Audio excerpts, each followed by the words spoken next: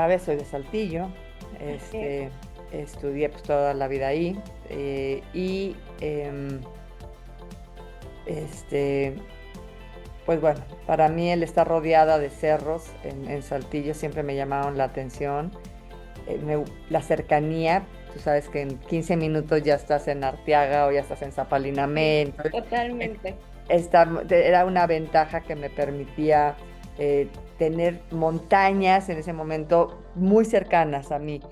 Y esa idea que desde muy niña se me instaló por parte de mi familia de que soñara cosas grandes, Wow. eh, para mí pues lo más grande eran las montañas. Entonces me integro al grupo de las haditas, de las guías, de los Qué scouts de bonito. niñas y empiezo un poco con esa parte. Pero a la par estaba también esa exigencia, no exigencia, pero pues sí ese, pues ahora sí que esa convicción de decir, bueno, pues tengo que estudiar, ¿no? Tengo que estudiar algo importante. Y elijo estudiar la carrera de Derecho porque me encantaba mucho la, pues ahora sí que la ley, o sea, el cumplimiento del orden, el cumplimiento de la ley. Las leyes de alguna manera eran, pues son esa columna vertebral que puede ayudar a una mejor convivencia, etcétera.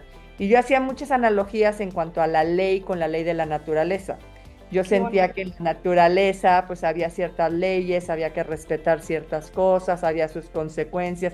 Entonces eran como a la par un poco, me gusta mucho el deporte, entonces y los retos, entonces era el reto, ir a la montaña, escalando, pero más que nada como senderismo en aquel entonces. Y por otro lado me concentré más en prepararme en mis estudios, etcétera. Hasta que llegó un momento en el que siempre he dicho que convergieron tanto mi amor por la naturaleza, mis retos, mi amor por el deporte, como también respetar las leyes de la naturaleza. La verdad es que cuando estábamos ahí caminando en los pasillos y todo un grupo de compañeras y yo, pues empezábamos con eso, de soñar cosas grandes. Y cuando estábamos en la facultad, hubo un grupo nosotros estábamos en segundo de carrera y los de quinto invitaron al gobernador en aquel entonces como padrino de generación. Obviamente todo el mundo estaba así como, wow, esto es inalcanzable, nadie los podrá superar, imagínate que el gobernador de todo el estado va a venir aquí. Y nosotros un poco a broma empezamos a decir, bueno, pero cuando nosotros nos graduemos, va a venir el presidente. Pues empezó un poco como en ese soñar, para nosotros en ese momento nuestra gran montaña, nuestro gran reto era no solamente recibirnos con honores y con buenas calificaciones, sino que el presidente de la República viniera y nos entregara nuestro título. Para mí ese fue mi primer gran montaña. No, El mismísimo presidente de la República nos estaba a nosotros celebrando. En ese momento para mí fue como, bueno, y después de ahí, pues me fui a vivir a la Ciudad de México, estuve trabajando en comercio y después en en la Secretaría Particular del Presidente wow. y otras compañeras también, ahí como abogada, pero ahí sucedió algo. A la parte, digo, yo seguía haciendo ejercicio, buscaba hacer lo que quería y de pronto fue como, o sea, tenía muy cerca el Popocatépetl, el Iztaccíhuatl y empecé a Claro. subir montañas. En ese momento era así como, por un lado estaba en un lugar muy privilegiado porque estaba trabajando en la oficina de la presidencia y entonces es cuando viene una decisión después de 2 años trabajando, 3 años trabajando en la presidencia, en donde tengo que tomar la decisión de renunciar a esa comodidad o a lo que en un determinado momento para mí era un gran logro o mi primer gran montaña, que Sí, fue claro. esa para dedicarme a subir montañas. Y es ahí cuando renuncio de alguna manera a mi carrera para enfocarme a la montaña. Y entonces ahí sí había que reaprender Híjole. a todas estas nuevas leyes que siempre han estado ahí, pero que a veces las desconocemos.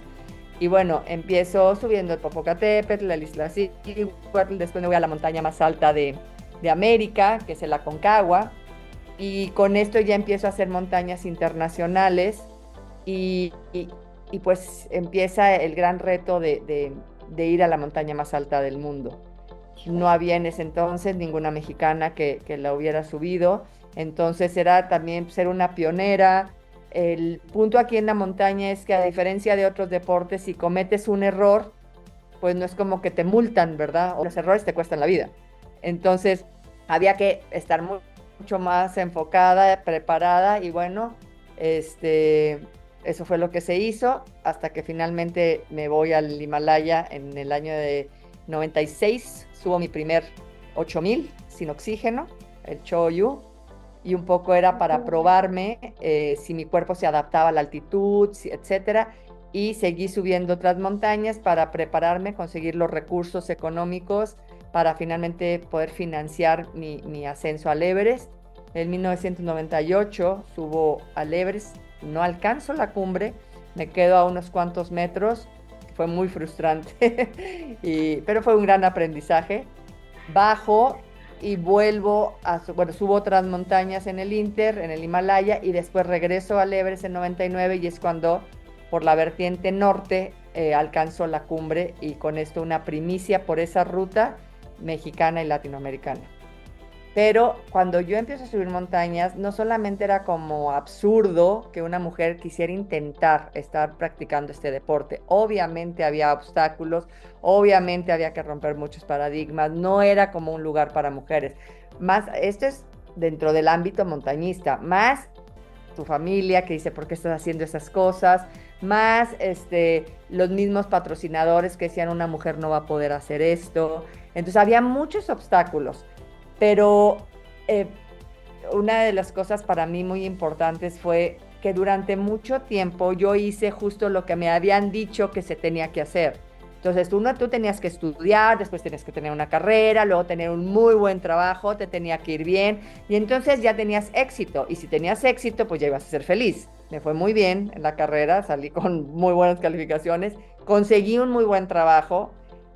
A los 25 yo ya tenía, pues ya estaba en Los Pinos, o sea, yo trabajaba en un lugar espectacular, como que fue muy rápido que dije, oye, ya se logró todo esto, pero a mí me dijeron que con eso ya es el éxito y soy feliz. Y la verdad es que, pues sí había logrado cosas, pero yo era feliz estando en la montaña. Y si bien es cierto, hay muchas cosas que nos dicen que nos van a hacer felices, a la única que puedes escuchar es a ti misma. Y fue cuando me empecé a escuchar a mí. Y yo dije, me gusta lo que hago, realmente me gusta, pero amo estar en la naturaleza. Y ahí es donde, lejos de escuchar lo que la gente me decía, empecé a escuchar lo que yo sentía. Y ahí ya no hubo dudas. No fue solamente, es un momento que para mí me ha marcado y que cambió el giro de mi vida en muchos aspectos. Pero después del Everest vinieron otras montañas, y en el año de 2005 se concluyó las 7 cumbres, la cumbre más alta de cada continente. Y para mí el estar en el punto más alto de cada continente también te dice que puede ser muy retador. A lo mejor es muy alta, pero en Antártica las temperaturas eran extremas, estábamos a menos 56. En Oceanía, la problemática política de las guerrillas que había hacían que fueran otros los riesgos. En África, o sea, cada uno de los continentes tenía diferentes situaciones. Entonces siempre ha sido retador en todos los aspectos, y finalmente también siempre ha sido muy enriquecedor, porque de cada una de las experiencias se han logrado aprendizajes muy significativos. Cuando me dices, pues, o sea, ¿qué se siente? Pues se sienten diferentes cosas, también en diferentes etapas de mi vida. En algunas era soltera, en otras estaba ya casada, en otras ya era mamá. Entonces, el subir la montaña como mamá o como soltera es muy diferente. Veo ejemplos de personas que han logrado grandes cosas, que tuvimos esa fortuna de estudiar en una universidad pública y que supimos aprovechar esa oportunidad, y que finalmente nos permitimos trascender no solamente a una ciudad o a un estado o a un país, sino a nivel mundial, dando un ejemplo de lo que se recibió en su momento. Yo lo que les diría a las nuevas generaciones es: aprovechen al máximo esta oportunidad que tienen de estudiar en la Universidad Autónoma de Coahuila, porque el buen estudiante es buen estudiante donde sea. Y lo importante es que cuentan con maestros y con personas que realmente les pueden ayudar a forjar su carácter y su fortaleza, disciplina en cualquier ámbito de su vida. Para mí, en lo personal, la universidad fue una plataforma que me permitió no solamente obtener un título, sino que me permitió tener las herramientas para lograr cualquier objetivo en diferentes aspectos de mi vida. Así que, pues, yo les diría, simplemente aprovechen esa oportunidad porque están en una plataforma y pueden llegar a donde quieran, pero va a depender de ustedes.